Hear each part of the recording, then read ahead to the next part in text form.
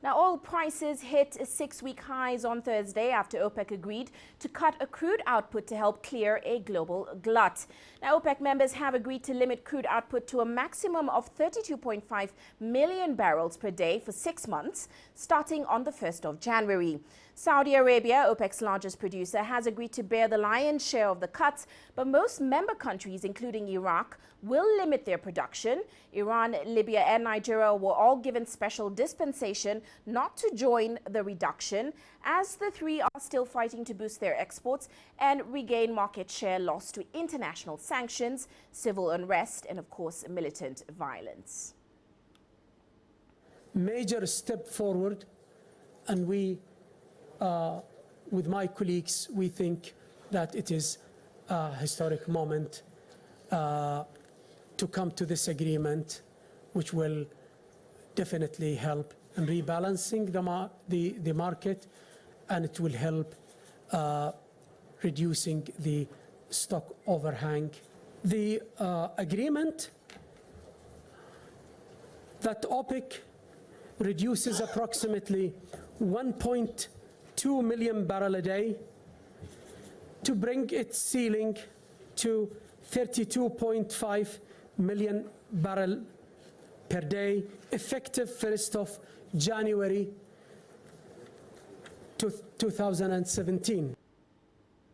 Well, let's get some more insight into this. Daniel Ringes now joins us in Washington, D.C. Daniel, as always, you're welcome to the show. Now, of course, OPEC has finally delivered a deal.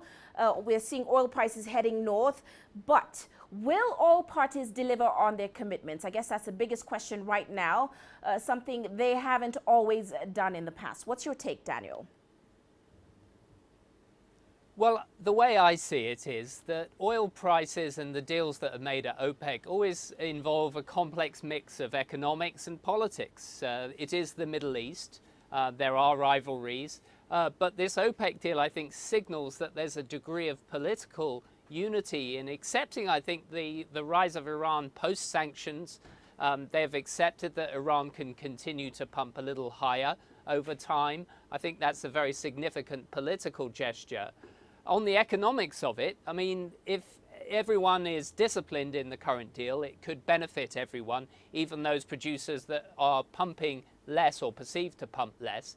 I think on the Russian side, them being outside of OPEC, they're not really as committed to production cuts as some of the OPEC members. In fact, the language seems to reflect that, although the Russian government has maintained that it is committed to some production cuts. So as I say, there's a sort of complex mix of politics and economics. But if they can maintain those production cuts, and if they see a rise in the value of the oil that they are selling to the global markets, then I think everyone will be happy. But the problem comes, I think, if this strategy doesn't work and oil prices go down, then you could start to see some fracturing of the deal even before the 6 months.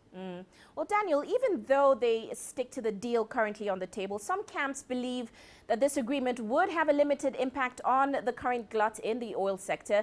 Of course, given the fact that production elsewhere is also climbing. For example, in the U.S., production will hit about 8.7 million barrels a day next year.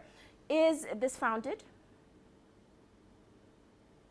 Well, I think that the current glut will continue. In reality, there will still be a lot of storage, barrels of oil in waiting to be used, and that will not change.